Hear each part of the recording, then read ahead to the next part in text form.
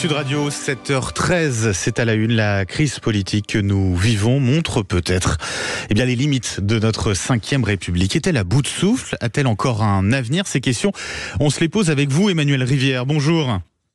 Bonjour. Et merci d'être avec nous ce matin sur Sud Radio. Vous êtes politologue, enseignant à Paris 1, Sciences Po également. Emmanuel Rivière, dans l'histoire de la 5e République, on en a vécu des crises politiques, de nombreuses crises. En quoi est-elle différente, celle que nous vivons actuellement?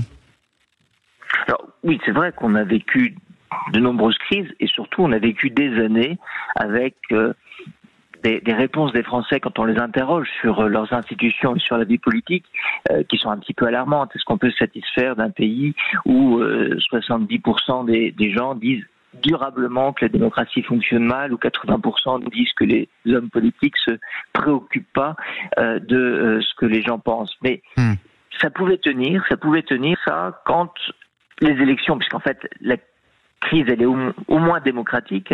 Je ne sais pas si elle est institutionnelle, elle est au moins démocratique, et ce qui est censé résoudre une crise démocratique ou donner satisfaction dans une démocratie sont les élections qui permettent de se sentir représenté. Et cela, c'est vrai, on est rentré dans quelque chose de nouveau depuis quelques années, mais depuis par l'irruption d'Emmanuel Macron. Je vais être extrêmement schématique, si vous le permettez. Bien sûr. Mais tant que le paysage politique se résumait en un affrontement entre la gauche et la droite, ça a été à peu près le cas pendant 50 ans de la 5e République. Vous aviez une élection, l'élection phare, la présidentielle, où ces deux camps s'affrontaient. Il n'y a eu qu'une exception entre 1974 et 2012, c'est 2002. Ces deux camps s'affrontaient au second tour. Et à l'issue de ce second tour, vous aviez une petite moitié des Français mécontentes et déçus. C'est le camp des perdants, mais qui disaient ok, on est minoritaire, ils sont majoritaires. On est arrivé à un autre schéma aujourd'hui, une espèce de tripartition du paysage politique. Très bien, le dépassement, est-ce que finalement cette frontière entre la gauche et la droite était un peu artificielle? Mais en tout cas, la situation est là. Il y a une gauche, une droite, un centre. Et si vous gardez les mêmes fonctionnements démocratiques, les mêmes types d'élections, et notamment la présidentielle, vous n'avez pas une moitié de déçus, mais quasiment 2/3 de déçus à l'issue de la présidentielle. Et c'est ce niveau de mécontentement-là aussi dont on a hérité et qui s'est vraiment cristallisé en 2022. Pour moi, 2022 ont vraiment été les élections qui ont entériné le fait qu'il n'y avait plus le consentement de la minorité au fait majoritaire, parce que ce fait majoritaire n'était pas tant que ça. Mais c'est ce qu'a voulu aussi Emmanuel Macron d'une certaine manière, justement, un peu finalement mettre fin à ces clivages traditionnels. Oui, mais d'une manière très traditionnelle. Alors on ne veut pas le blâmer spécialement lui, mais finalement, les constats que j'ai énoncés tout à l'heure, la défiance à l'égard des politiques, le fait qu'on ait le record d'Europe, de la mauvaise image des partis politiques, etc. Finalement, chaque responsable politique qui prétendait à la présidentielle disait non mais avec moi ce sera mieux parce que je suis meilleur.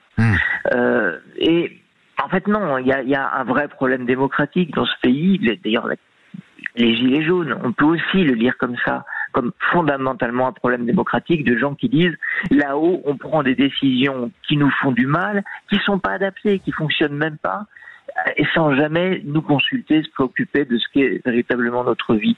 Donc c'est un petit peu ça qu'il faut arriver à revitaliser, et je crois que la grande messe présidentielle ne fonctionne plus. D'ailleurs, ça se voit à un indicateur, c'est que les présidents qu'on élit, en gros depuis le début du siècle, sont beaucoup plus impopulaires que les présidents qu'on élisait, et ils sont beaucoup plus impopulaires plus vite. Alors Emmanuel Rivière, je vous posais la question très directement. Crise démocratique, vous l'avez dit. Est-ce qu'on est sur une crise de régime? Est-ce que d'une certaine manière, la 5e République a atteint ses limites? Est-ce que ses jours sont comptés? Il me semble qu'on est peut-être en train de rentrer, sans le dire, dans une forme de 6e République. On verra ce qui se passe dimanche, on verra si il y a une majorité trouvable au Parlement. Et si c'est pas le cas, il va falloir peut-être inventer quelque chose. Et on va pas être complètement dans l'inconnu.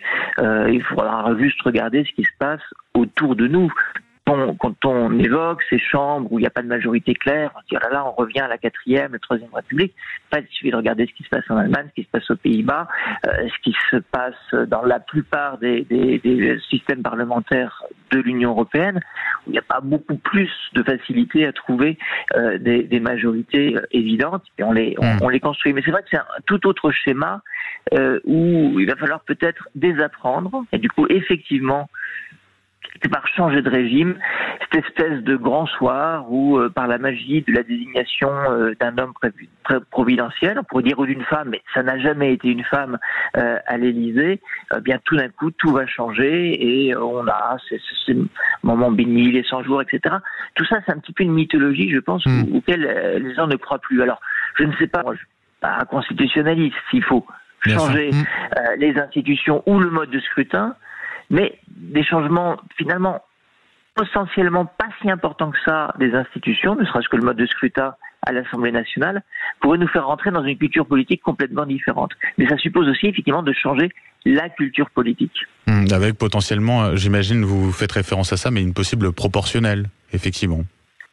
Mais la proportionnelle, en fait, changerait probablement tout, parce que la question, le schéma habituel, on élit un président de la République, donc il est censé représenter la moitié des Français, mais en fait le choix du deuxième tour est souvent un choix par défaut, puis ensuite on lui donne une majorité à l'Assemblée, serait complètement revisité si l'Assemblée était plus représentative de ce qu'est la situation et les attentes du peuple.